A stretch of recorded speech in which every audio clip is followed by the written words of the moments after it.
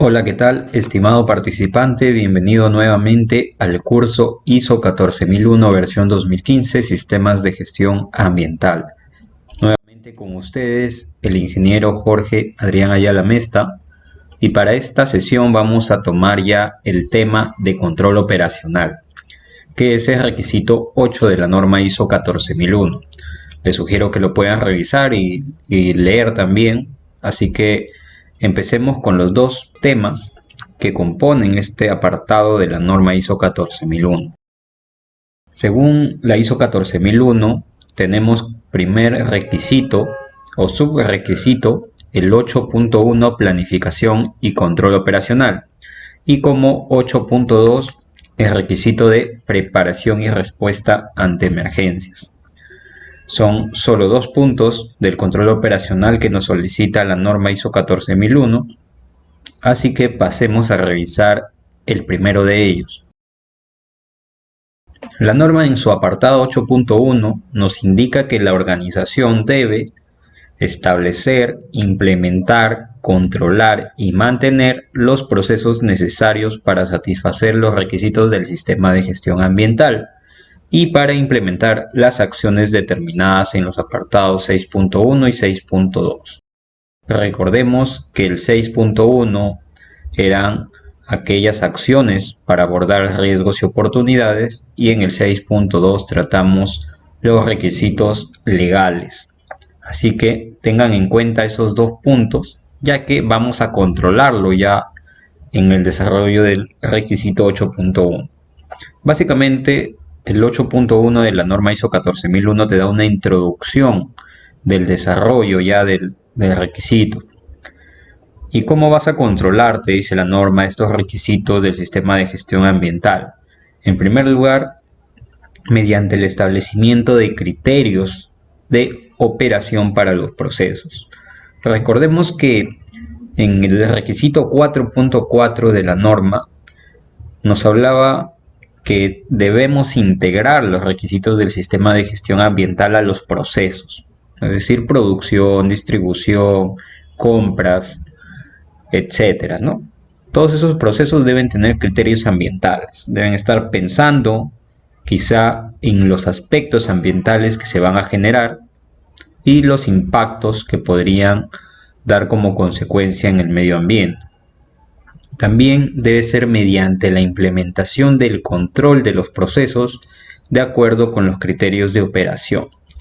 Este control del que hablamos en este apartado de la norma básicamente se refiere a aquellos procedimientos, listas de verificación, monitoreos, quizá criterios incluidos en los contratos, en la supervisión, en los servicios contratados, con el fin de contribuir a la prevención de la contaminación.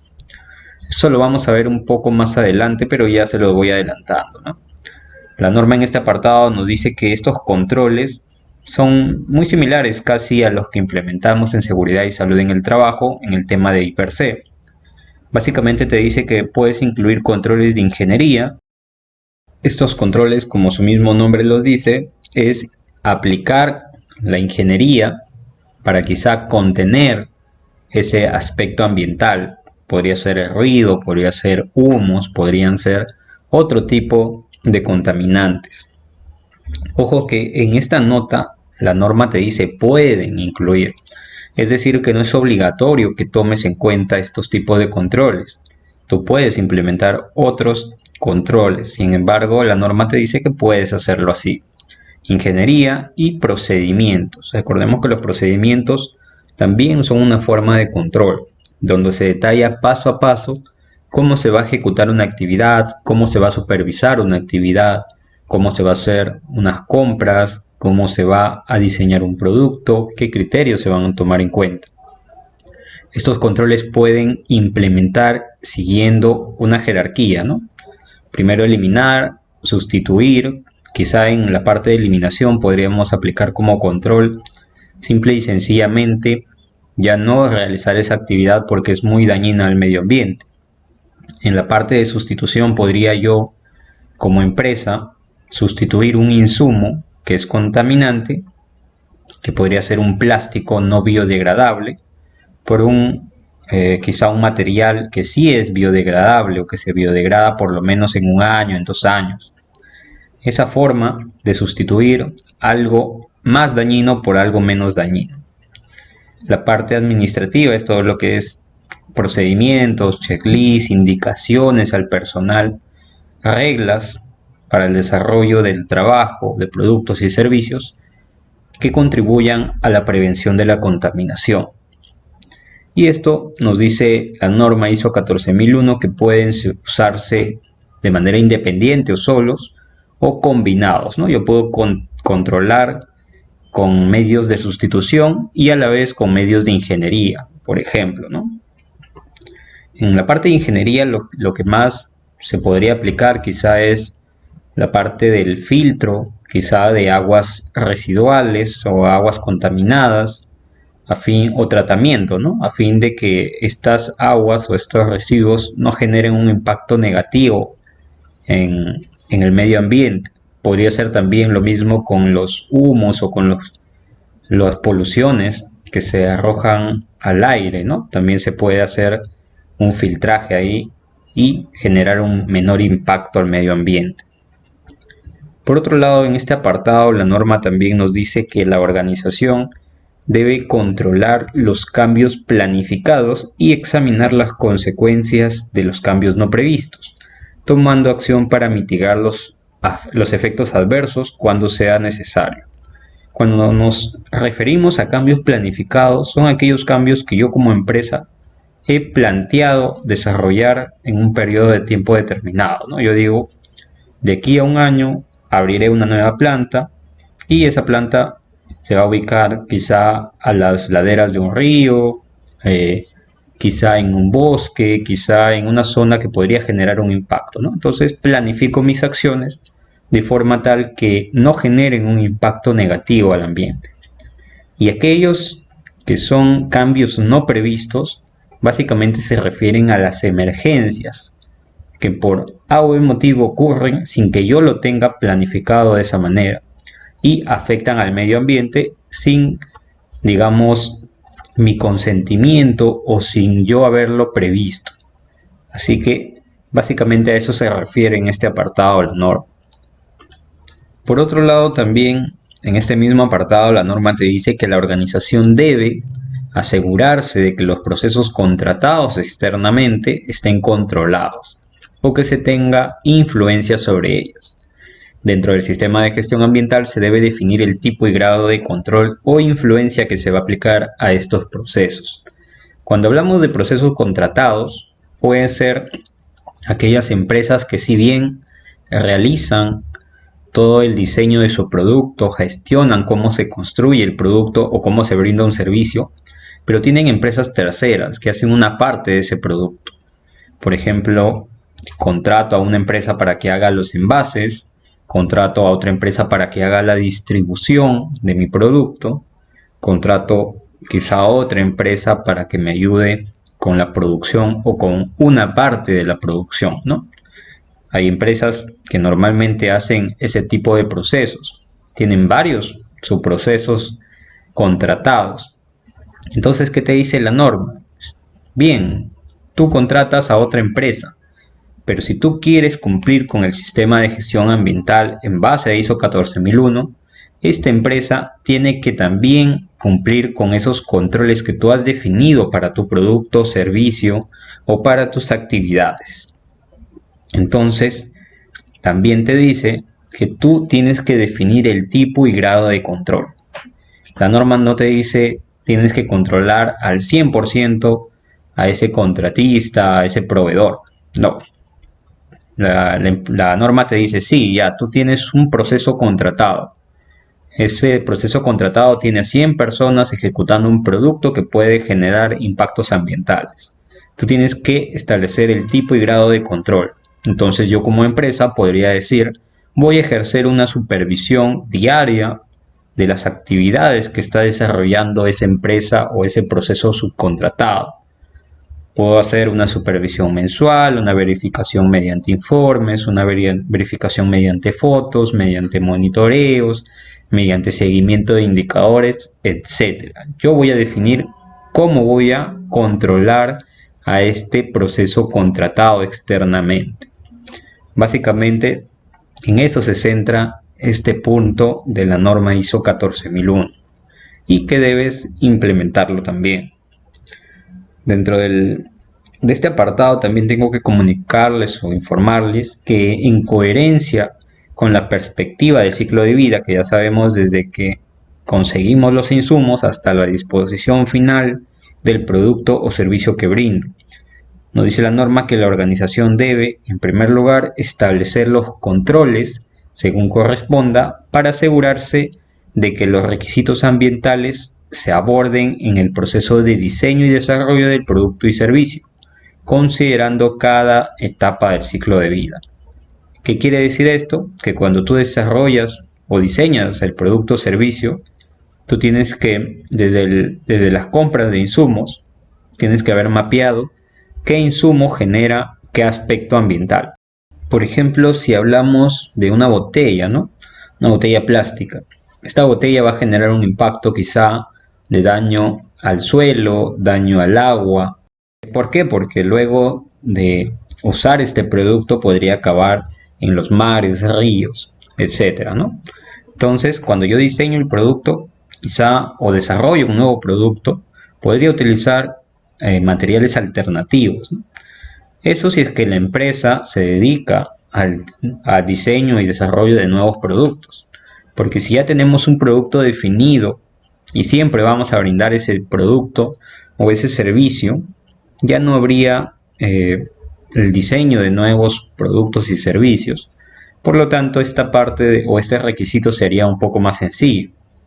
Ahora, también el diseño tiene que ver, bueno, y el diseño y el desarrollo tienen que ver un poco con los materiales que vamos a utilizar, ¿no? Eso lo vamos a ver también en este apartado de la norma, porque te dice, si es que tú quieres implementar la ISO 14001, debes determinar también los requisitos ambientales para la compra de productos y servicios según corresponda. Entonces ahí vamos a ver un poco los criterios de durabilidad de los insumos que utilizamos. Mi producto va a durar bastante tiempo, lo cual va a hacer que contamine menos el medio ambiente, o se va a malograr constantemente, va a durar poco, va a ser desechable y va a generar un mayor impacto o mayor quizá desechos al medio ambiente. Entonces, para ello también yo tengo que determinar requisitos ambientales para compra de productos y servicios. Obviamente, para ello tendré que tomar en cuenta la naturaleza de mi producto o servicio, ¿no? Hay productos sí que duran un tiempo regular, pero no porque duren 10 años o 5 años, quiere decir que la disposición final, quizá de los metales, la disposición final de los líquidos sólidos, no me generen un impacto significativo, ¿no? Y hay otros productos que quizá duran poco, ¿no? Duran 6 meses, 5 meses, y luego de utilizarlos, el impacto que me generan no es significativo. También hay que tener en cuenta eso.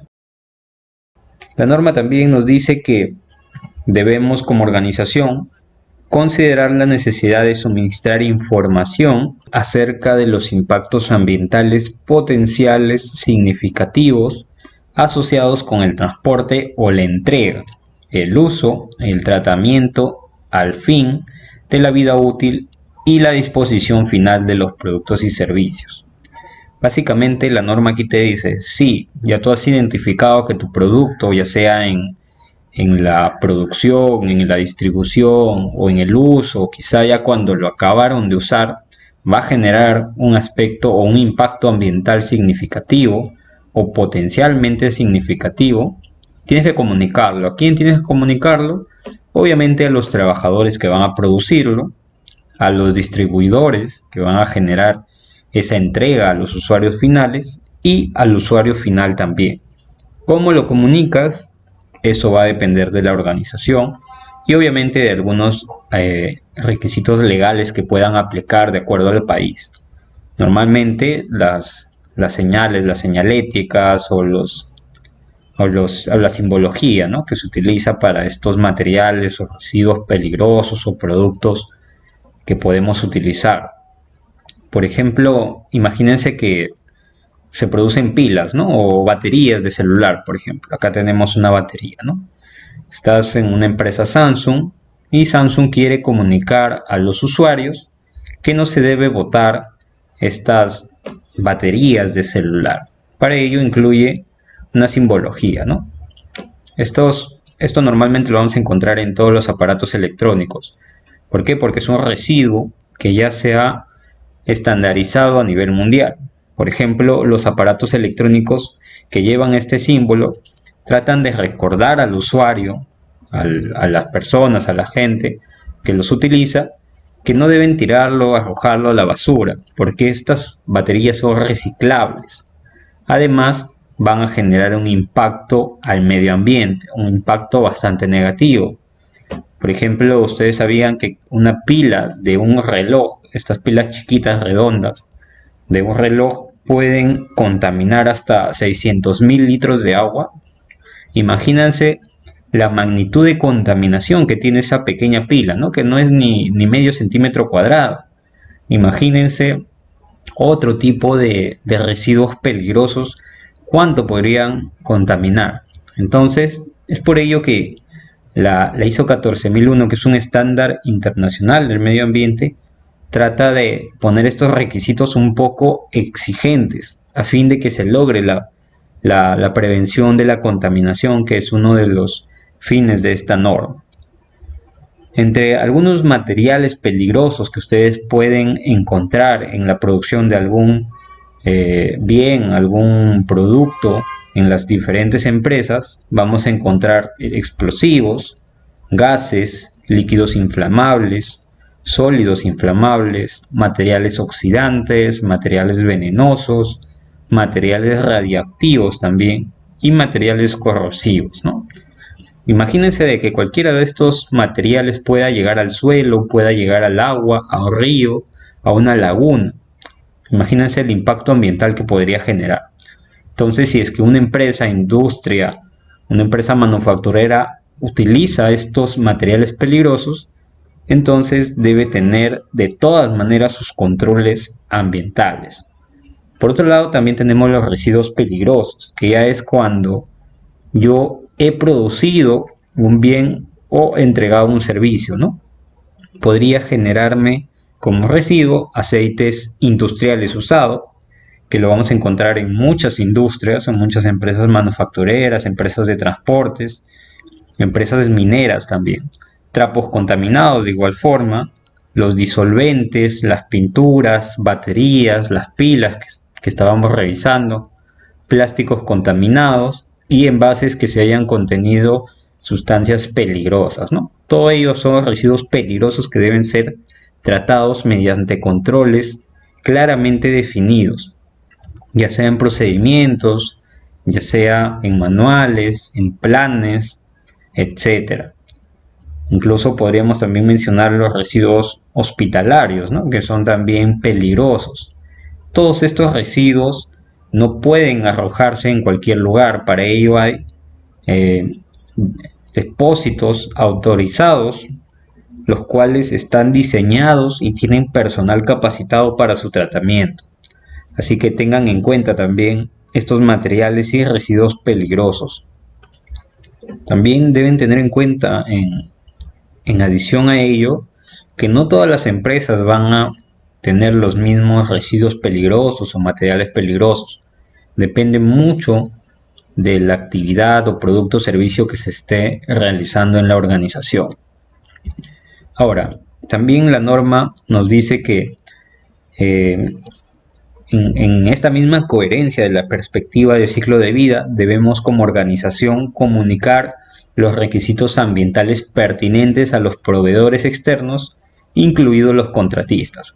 Como ya los mencioné en la introducción, la norma ISO 14001 te dice, si tú tienes controles, tú tienes quizá algunos requisitos ambientales que cumplir, ya sea por la normativa legal o ya sea porque tú como empresa quieres fomentar la gestión ambiental, entonces tienes que comunicarle a tus proveedores y contratistas a fin de que ellos también cumplan con esos mismos estándares. No puede ser que tú como empresa principal estés generando un impacto positivo al medio ambiente, pero cuando encargas una actividad a tu contratista, este la incumple y genere esos impactos que tú como empresa principal estás previniendo.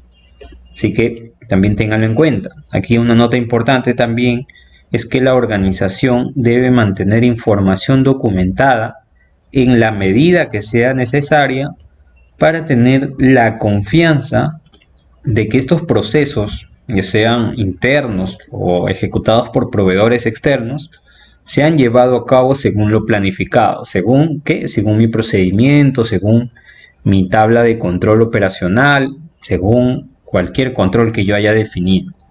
Si bien es cierto, la norma te dice que si en la medida de que sea necesario tienes que mantener la información documentada, yo personalmente te recomiendo que de cada control debas tener bien guardada la información, la evidencia que sustente que se han ejecutado de acuerdo a lo planificado. Es la única forma de demostrar ante una auditoría interna o externa de certificación que estás ejecutando adecuadamente los controles que has determinado para tu implementación ISO 14001. Ahora, como ya lo he venido mencionando, hay diferentes tipos de controles. Algunos de ellos podrían ser, que no te los da la norma, ojo, la norma no te dice que controles, yo les doy algunos ejemplos. Podría ser la tecnología electrónica o mecánica para reducir emisiones.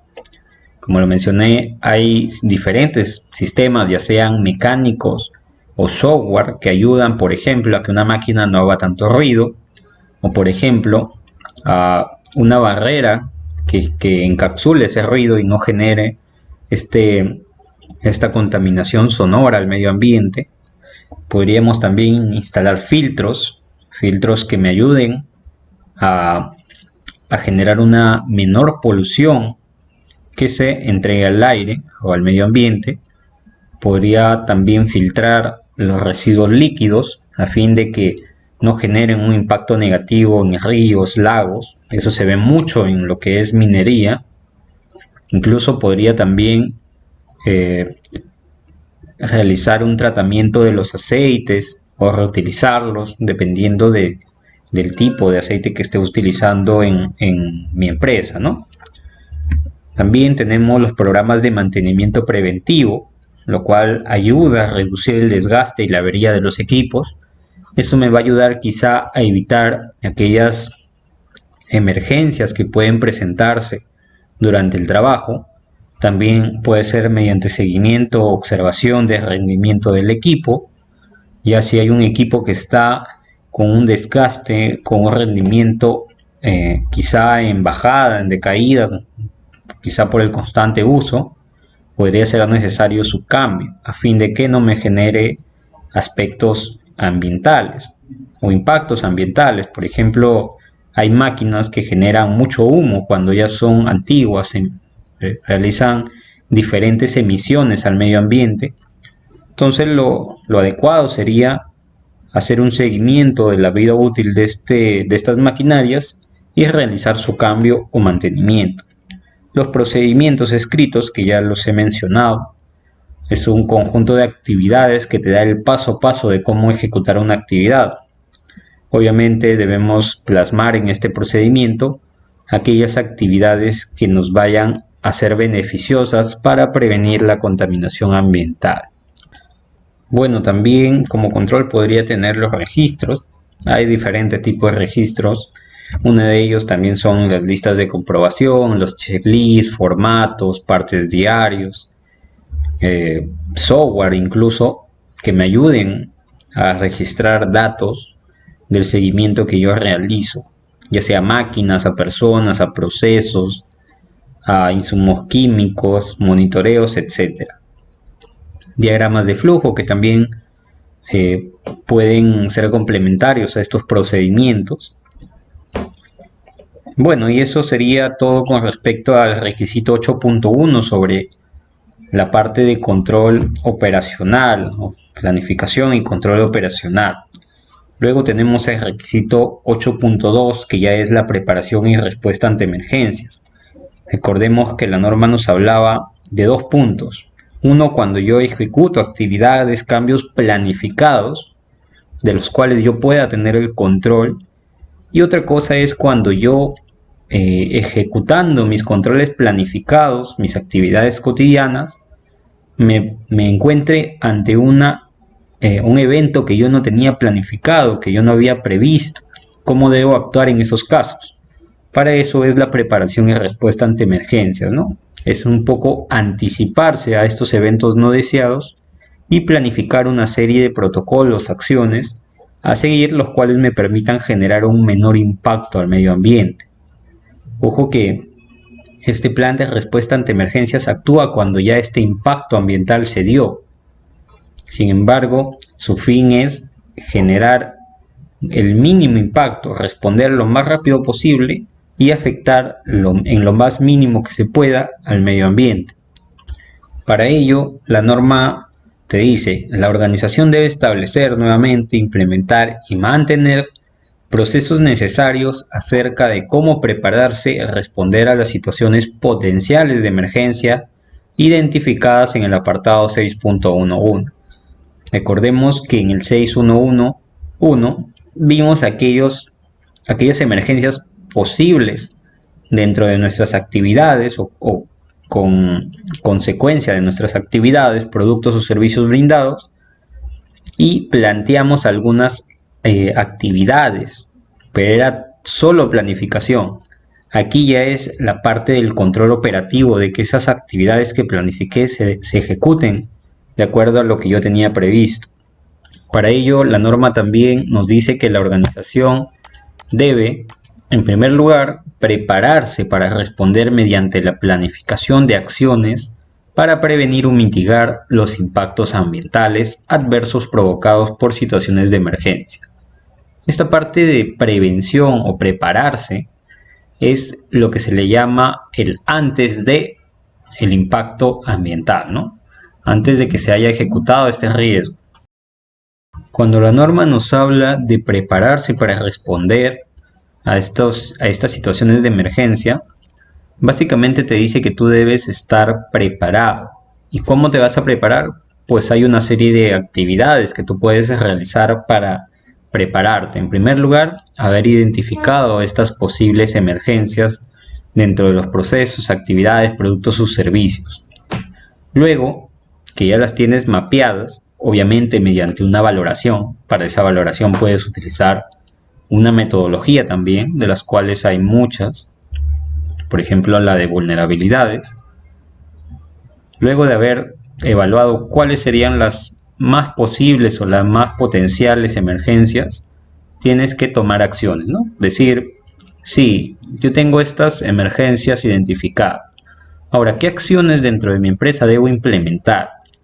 Capacitaciones al personal, comunicar que hay una posibilidad de que se dé esas emergencias, entrenar a ese personal, quizá formando las brigadas de respuesta ante emergencia ambiental. Puede ser brigadas, puede ser también un comité de riesgos, puede ser un equipo de trabajo que pueda actuar ante estas situaciones. Quizá también capacitar o tener identificados aquellas empresas que me van a brindar un servicio de recuperación del medio ambiente. Por ejemplo, cuando se derrama algún material peligroso a un río, a un bosque, a un suelo, cualquiera sea el caso, lo voy a hacer yo, esa limpieza, esa recuperación del medio ambiente como empresa, o quizá voy a contratar a una empresa especializada en esas actividades. Porque al tratarse quizá de residuos peligrosos, mi personal no está entrenado, ni yo quiero exponerlo. Tendrá que entrar a tallar ya personal calificado, contratado quizá. Entonces, básicamente en eso se basa la preparación para antes de que suceda esta emergencia, ¿no? Incluso, ahí vamos a tener que realizar también programas de inspecciones de aquellos materiales, herramientas, equipos que voy a utilizar para esa recuperación del medio ambiente, ¿no? Luego también la norma te dice que la organización debe responder a esas situaciones de emergencia reales, ¿no? yo identifiqué ya mis situaciones de emergencia, ya me preparé para atacarlas, para mitigarlas, para responder a ellas. Ahora yo también tengo que responder, ya viene la parte de ejecutarlas. Y eso es el durante. ¿Qué pasa durante el derrame, por ejemplo, de un material peligroso o un líquido inflamable, contaminante, tóxico, corrosivo?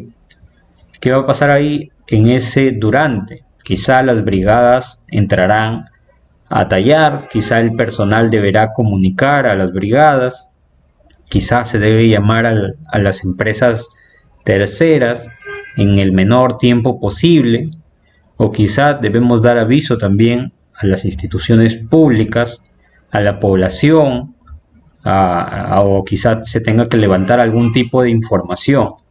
Eso va a depender obviamente del tipo de impacto que se esté generando.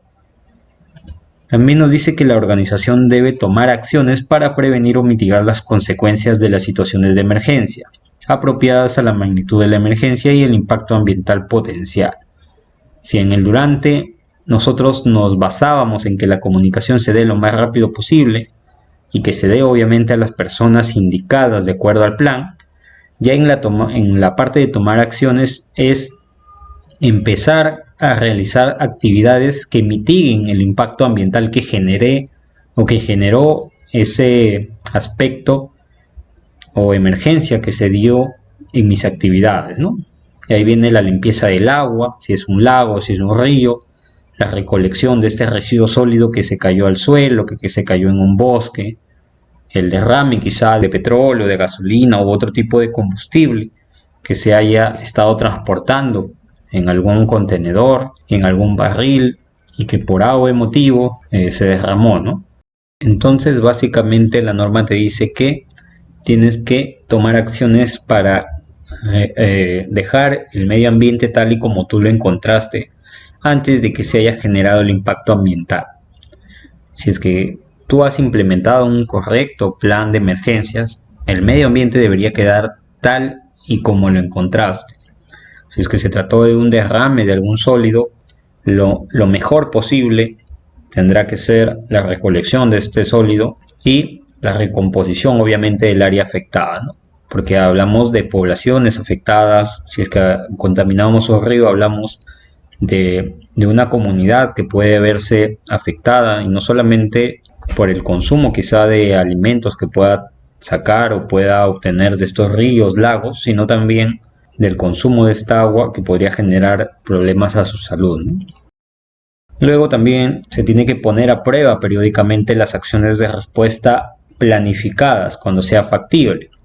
¿Qué quiere decir esto? Básicamente que tú tienes que hacer simulacros. La empresa, si bien es cierto, tiene planificadas teóricamente en su plan qué acciones va a ejecutar, pero esas acciones no se van a poder medir si no se hacen simulacros. Por ejemplo, un simulacro de quizá el derrame de algún líquido peligroso. Obviamente no vamos a botar el líquido peligroso al suelo, al agua, pero sí se puede hacer un pequeño simulacro para ver cómo se ejecutan las comunicaciones dentro del equipo de trabajo, de los brigadistas, quizá de las empresas que participan en esta respuesta de dicha emergencia, pero con el fin de medir tiempos, como con el fin de medir o identificar algunas debilidades, quizá en capacitación, quizá en comunicación, quizá en tiempos. Así que básicamente es por ello que la norma ISO 14001 te dice que pongas a prueba periódicamente estas acciones de respuesta. Obviamente luego de ello hay que evaluar y revisar periódicamente los procesos y las acciones de respuesta planificadas, en particular después de que se hayan ocurrido estas situaciones de emergencia o que se hayan hecho las pruebas, ¿no? Si estamos hablando de una emergencia que realmente se dio y afectó al medio ambiente, yo tendré que medir cómo ejecuté mis acciones, ¿no? Si me demoré mucho, si mi personal respondió de acuerdo a lo que yo planifiqué, o quizá el impacto al medio ambiente se dio porque mi personal no conocía el plan de respuesta ante emergencia, quizá no tenía las herramientas, no tenía capacitación, no tenía equipo. o sí tenía todo, pero no estaba entrenado, ¿no? Porque yo nunca hice algún simulacro para hacerlo de más real. Entonces podría yo evaluar esos resultados. Incluso podría implementar indicadores de tiempo de respuesta, del tiempo de recuperación del medio ambiente, incluso otros indicadores de capacitación o los que yo considere necesarios a fin de poder evaluar justamente estas acciones de respuesta. También la norma te dice que debes proporcionar información y formación pertinente con relación a la preparación y respuesta ante emergencias, ¿no? Y ese es un requisito bastante importante. Tú tienes que demostrar ante una auditoría que verdaderamente has impartido esta información y formación. Cuando hablamos de formación, hablamos un poco de la capacitación del curso que les haya dado por lo menos a las brigadas de emergencia y al personal toda la información de quiénes son estos brigadistas, a quién hay que comunicarse, qué empresas externas nos van a apoyar en esa situación de emergencia, según corresponda, ¿no? Incluso si es que yo tengo a personal como clientes, proveedores, contratistas que ingresan o que tratan estos productos peligrosos o estos residuos que pueden generar impactos ambientales, también ellos deben conocer mi plan de respuesta ante emergencias.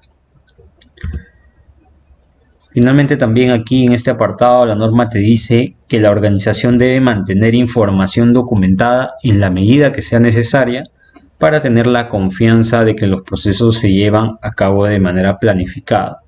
Ya lo expliqué, en medida de que sea necesaria, te dice la norma, pero es 100% recomendable que obviamente tengas los registros o las fotos de los simulacros que has hecho, del plan. Obviamente vas a tener que tener tu plan de respuesta ante emergencias ambientales bien definido, documentado, aprobado por las personas que sean necesarias dentro de la organización, el cual debe haber sido difundido al personal que trabaja en esas actividades donde se podrían dar los impactos ambientales o las emergencias ambientales.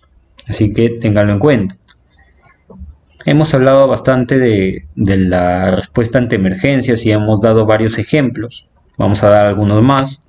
Por ejemplo, los incendios. Si bien es cierto, es un poco probable que se den estos incendios, pero en su mayoría suponen un elevado riesgo, ¿no? Si bien es cierto, no se dan continuamente, pero cuando se dan, sí pueden afectar al medio ambiente en gran proporción, ¿no? Porque lo que se quema normalmente son los residuos peligrosos, o cuando se generan son residuos peligrosos. Se pueden quemar aceites, se pueden quemar plásticos, se pueden quemar otro tipo de componentes que generen emisiones a la atmósfera o vertidos incontrolados que pueden generar estos impactos significativos. Así que por lo menos debemos tener un plan de emergencia para incendios, que eso ya por seguridad y salud en el trabajo lo podríamos tener. Incluso lo vamos a complementar con esta parte de gestión ambiental. Las fugas también, ¿no? Las fugas en canalizaciones de gas, por ejemplo, o humos, estas sí suelen ser bastante habituales, bastante frecuentes. Normalmente no son muy significativas. Sin embargo, al combinarse quizá con alguna chispa, con algún elemento inflamable, podrían generar problemas mayores, ¿no? Como los incendios que acabamos de ver, incluso con explosiones. Tenemos también los derrames. En las empresas industriales, manufactureras, por ejemplo, son más comunes. ¿Por qué? Porque allí utilizamos aceites, lubricantes, refrigerantes, los cuales se utilizan de forma cotidiana, ¿no? Prácticamente todos los días, de manera semanal. Es muy frecuente. Entonces, durante la ejecución de tareas quizá de mantenimiento o sustitución de maquinarias, dependiendo, hay empresas que manejan maquinarias muy grandes, las cuales tienen un consumo elevado de lubricantes o refrigerantes, y al adquirir estas empresas esos refrigerantes o combustibles, aceites, lo hacen mediante barriles, mediante tanques grandes, ¿no? Lo que supone un mayor peligro de derrames, ya sea al suelo, a las aguas, al medio ambiente en general, ¿no? Es por ello que también podría ser considerado una emergencia a la cual debemos implementar un plan de contingencias, un plan de emergencias. Finalmente tenemos como ejemplo también las explosiones, ¿no? Las explosiones, si bien es cierto, puede ser a raíz de un tipo de derrame o de algún líquido inflamable, pero estas generan también bastante contaminación o emisiones a la atmósfera, ¿no?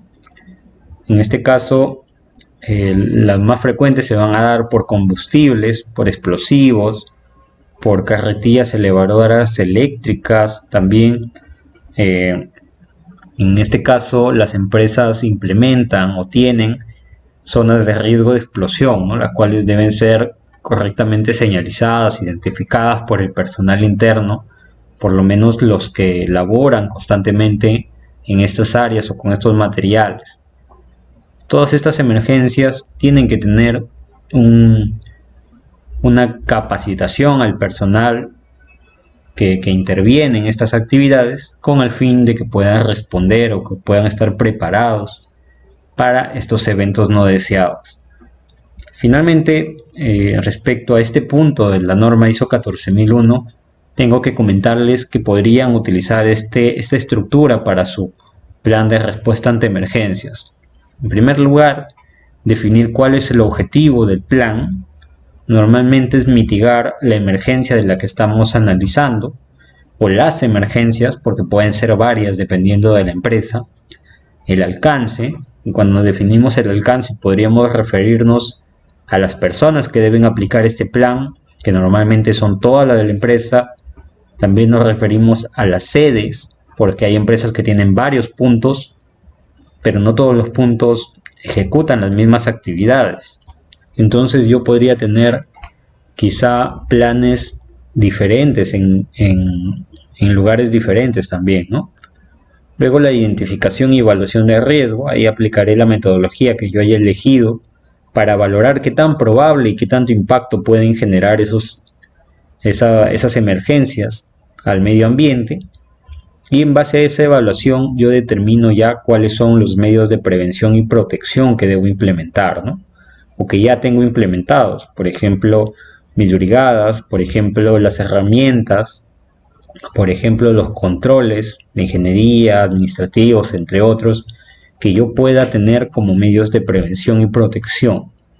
La parte de organización ya van a ser las funciones y la conformación de brigadas, ¿no? ¿Qué brigadas tendré?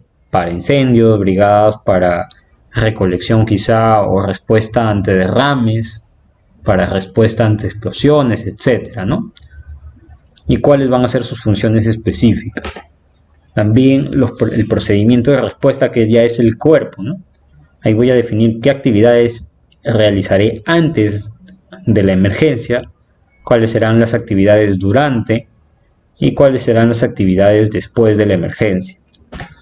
Luego ya en los anexos quizá puedo incluir teléfonos de emergencia, obviamente de las personas encargadas dentro de la empresa y de aquellas empresas que me van a apoyar, que son empresas externas, pueden ser bomberos, pueden ser la ambulancia, pueden ser empresas terceras, quizá de recolección de residuos peligrosos, de transporte de residuos peligrosos, etc.